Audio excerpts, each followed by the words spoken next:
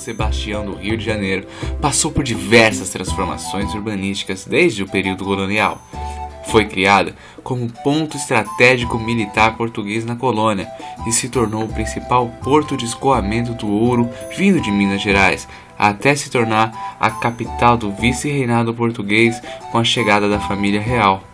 E continuou sendo a capital do país após a independência, a República e até a criação de Brasília em 1960. É essa história que vamos contar adiante.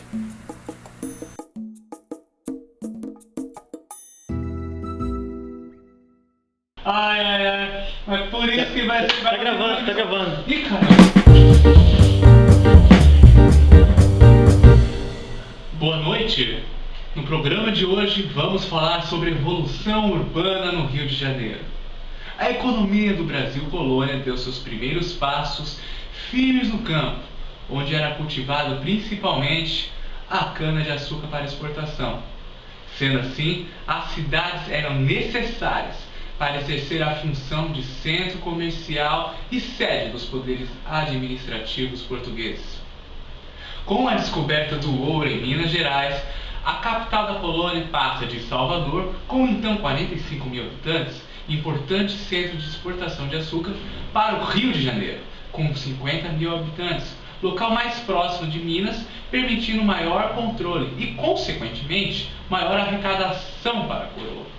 Grande parte da população brasileira de então vivia no campo, sendo que no século XVIII as 5 principais cidades brasileiras reuniam apenas 5,7% dessa população.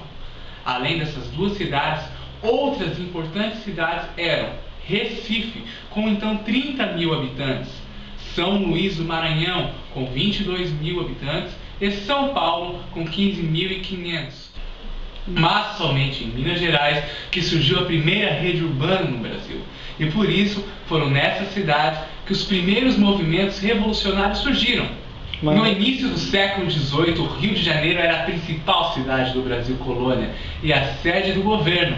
Sua importância administrativa e comercial acabou favorecendo o crescimento de atividades mercantis, prestadoras de serviços, até mesmo manufatureiras.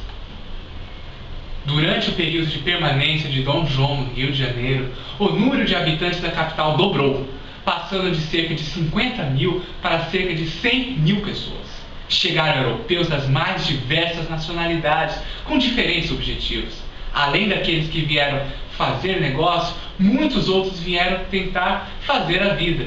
Formavam um expressivo contingente de mão de obra qualificada. Instalavam-se no Rio também representantes diplomáticos, pois a cidade se tornara a sede do governo português. A vinda da família real para o Brasil mudou também a fisionomia do Rio de Janeiro. A cidade que os estrangeiros achavam suja, feia e mal cheirosa começou a se expandir e cuidar da sua aparência, abrindo-se às modas europeias. Para zelar pela segurança e policiamento da cidade, foi criada ainda em 1808 a Intendência de Polícia, encarregada de todos os serviços de melhoria e embelezamento da cidade. Nessa época, foram construídos chafarizes para o abastecimento de água, além de pontes e calçadas. Abriram-se ruas e estradas.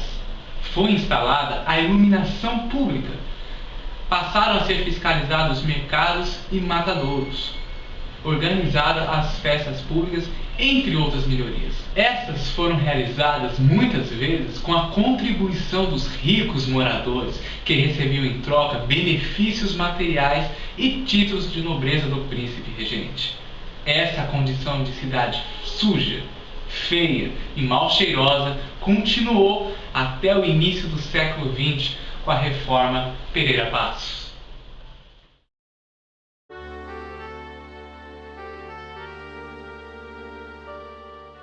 O Rio de Janeiro era vista como feia e pestilenta no exterior, e havia a necessidade de transformação seguindo os moldes europeus. A cidade vivia um momento crucial para sua ocupação com a abolição da escravatura, que agravou a crise da produção cafeeira, tendo como causa e consequência o êxodo rural. Essa população improvisava moradias, o que acarretou em pestes que se alastraram pela cidade. Com isso, uma reforma urbana higienista era necessária. E Pereira Passos, então prefeito da cidade, inspira-se na reforma urbana de Paris, onde ele havia estudado e trabalhado com Haussmann. Derruba casas, alarga ruas e expulsa os pobres do centro para as periferias. Ruas insalubres e estreitas saíram do mapa. Cortiços e casas pobres foram derrubados. Surgiram as avenidas centrais e municipais, como a Avenida Rio Branco, a Francisco Bicalho, a Maracanã, a Rodrigues Neves e outras, com o objetivo de ligar os bairros residenciais mais abastados. Mas levar os pobres para a periferia não ocorreu exatamente como esperado, pois eles buscavam ficar mais próximos do centro, nos morros. Em Paris deu certo porque o Estado interveio regulamentando e organizando o crescimento da cidade.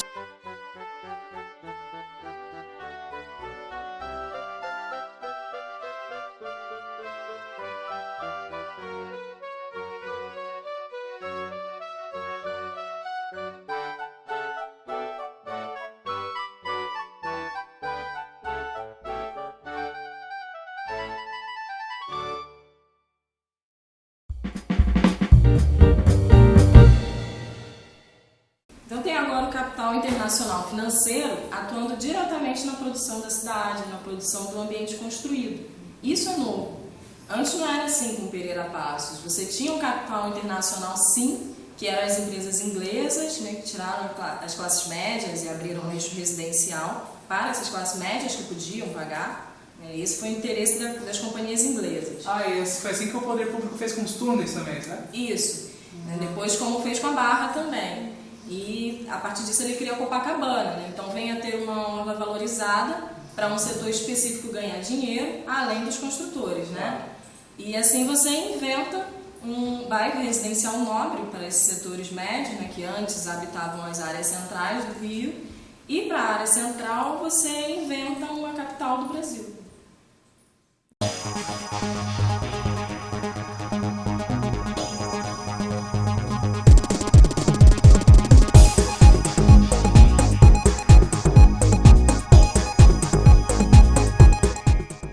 O Rio de Janeiro passou por diversas transformações, principalmente na época de Pereira Passos. As pessoas mais humildes foram simplesmente retiradas do centro, num processo conhecido como bota fora. Hoje em dia, 100 anos depois, o que mudou? A cidade em questão passa por transformações tais que vão alterar o modo de vida da população, proveniente dos mega eventos, a Copa do Mundo e as Olimpíadas. O que está sendo feito diferente? O que mudou? Vamos ver agora um vídeo do governo sobre o Porto Maravilha e continuaremos comentando a seguir.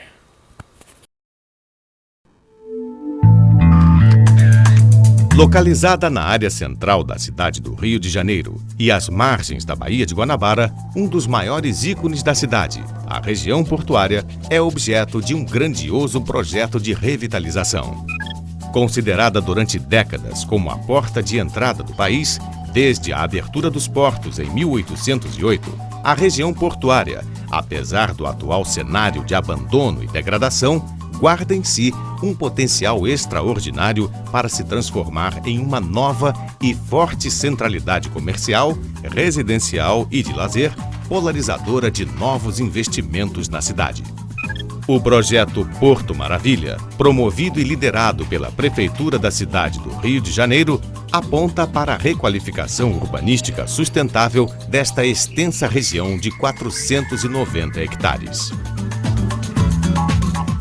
O processo de renovação resulta de uma ação integrada e multidisciplinar dos governos federal, estadual e municipal, que inclui ações urbanísticas, onde o meio ambiente, a cultura, o turismo, a inclusão social e o desenvolvimento sustentável são a sua moeda forte. O projeto Porto Maravilha abrange uma complexa trama de intervenções na infraestrutura urbana, que inclui implantação de novas redes de esgotamento sanitário, água potável, energia elétrica, gás, iluminação pública, drenagem de águas pluviais, além de moderno sistema de telecomunicação. A sua viabilidade também está associada a uma grandiosa e completa reestruturação dos bairros e sua malha viária, que aponta para uma alternativa ao elevado da Avenida Perimetral. O sistema viário proposto busca a humanização e criação de corredores verdes e arejados, onde o veículo automotivo passa a ser elemento secundário na paisagem, priorizando-se a convivência da população com a Baía de Guanabara e seus atrativos naturais. O projeto de reurbanização para a Praça Mauá prevê a integração espacial total com o antigo pier desativado, que leva o mesmo nome, transformando esta área na verdadeira porta de entrada do turismo no país. Com o trânsito subterrâneo pela Praça Mauá em direção à Avenida Rodrigues Alves, o automóvel torna-se elemento coadjuvante nesse processo. A implantação de novos trechos de ciclovia na área, integrando os bairros da região com outras localidades, servirá como modelo para o restante da cidade. O novo tratamento urbanístico proposto para a Avenida Rodrigues Alves a transforma em um verdadeiro bulevar, criando novas áreas verdes, espaços livres e contemplativos para a população, considerando-se a remoção de alguns armazéns que bloqueiam atualmente a vista da Baía. Nas vias arteriais, está reservada a área específica para a implantação de um sistema de veículos leves sobre trilhos, VLT, que juntamente com as vias reurbanizadas possibilitam uma melhor articulação e permeabilidade viária intra e extra-bairros. Paralelo à nova Avenida Rodrigues Alves e à Avenida Francisco Bicalho, um novo eixo viário é implantado, interligando o bairro de São Cristóvão à Praça Mauá. Este eixo é a principal artéria do complexo de vias criado e remodelado na região. As avenidas Equador, Venezuela e a antiga linha férrea, atualmente desativada, conformam este novo corredor, projetado para receber as demandas da nova densidade populacional projetada para o local. O projeto Porto Maravilha é fruto de uma coligação sem precedentes na história da cidade, onde as esferas municipal, estadual e federal trabalham para revitalizar uma área que é porta de entrada de milhares de turistas no país, com apelo focado nas Olimpíadas e na Copa do Mundo. Mas esse motivo altruísta e desenvolvimentista próprio dos mega-eventos esconde a força e a vontade que a iniciativa privada tem em transformar o uso e o valor do solo de uma área já estabelecida. É tangível a influência do capital estrangeiro e de incorporadores imobiliários nas decisões do Poder Executivo, que se deixa coagir e coage a população, utilizando-se de propaganda massiva para o alienamento das massas, violência na retirada da população local para baixos abastados do centro e coligações políticas obscuras para a maldição do poder. Cria-se uma cidade de tipo exportação, para a inglês ver, mas na verdade os conflitos e tensões sociais só aumentam e mudam de forma, desde o período colonial até os dias de hoje. Muito obrigado pela sua entrevista.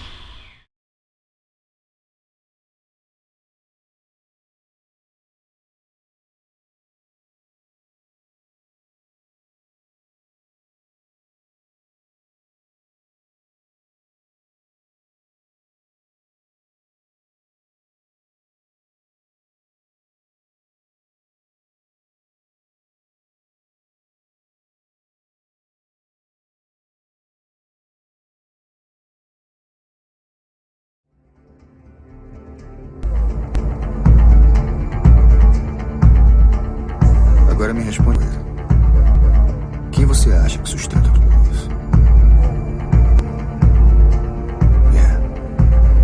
E custa caro. Muito caro. O sistema é muito maior do que eu pensava.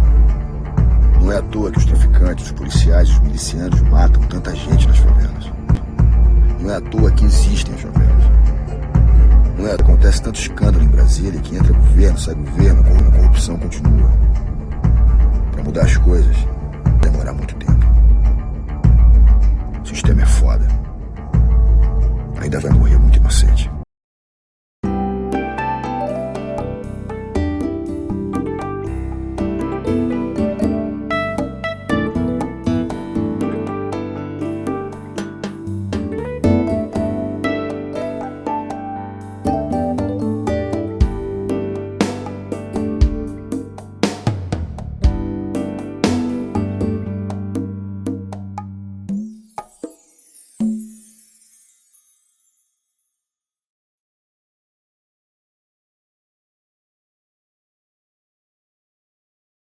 Administrativas portugueses. Não, olha pra mim.